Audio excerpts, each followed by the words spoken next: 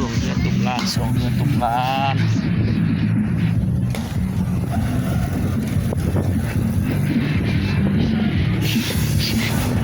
บ้านน้องเอ้ย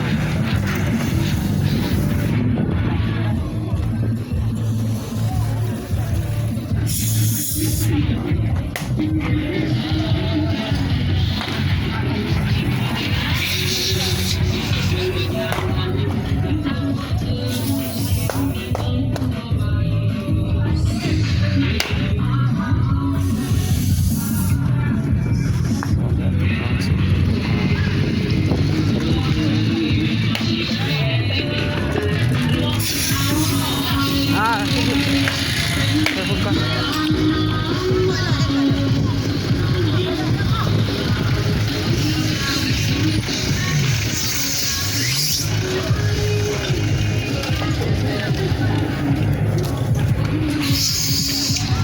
ส่งเงินตุ่มล้านส่งเงินตุ่มล้าน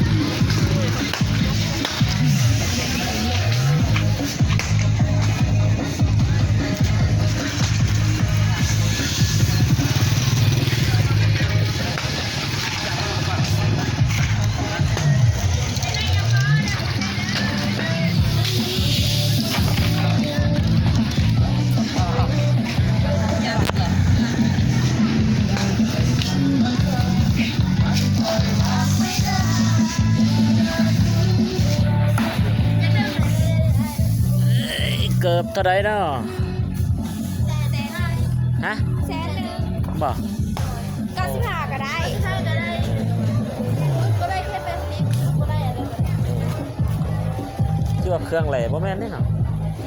เชื่อเครื่องเหล่บ่แม่นเนาะอ๋อเครื่องเล่บอดี้เล่แกะส่งหาแกะส่งมาแล้วแบบไม่มีคลิปคุณเดินไปตุ่มล้านส่งเงินตุ่มล้านมาดิ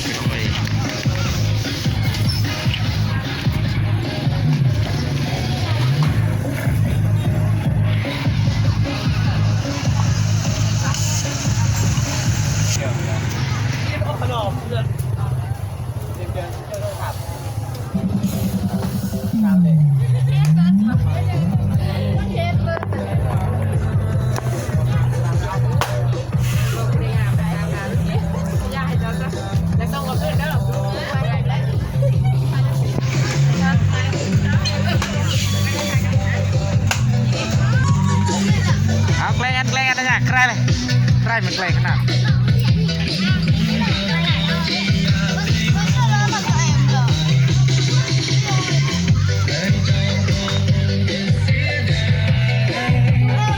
เล่นอยู่หรอกเดี๋ยวพันหนึ่ง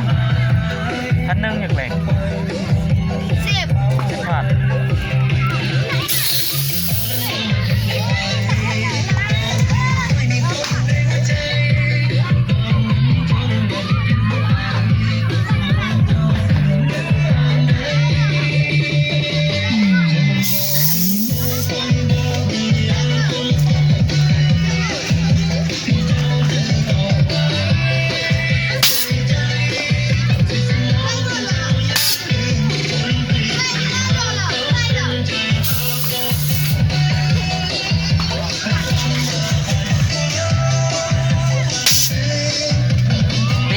nha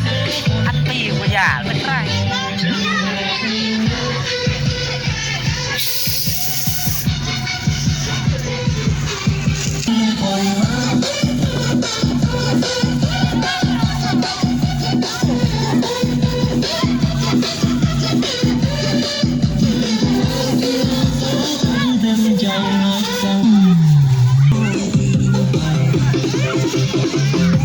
malah pel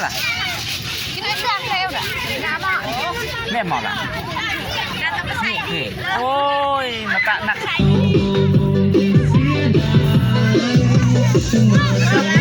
เดี๋ยวประกันยังไง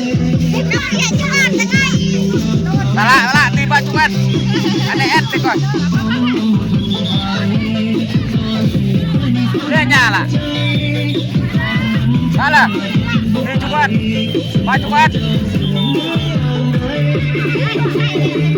อันนี้แอดเลยดิ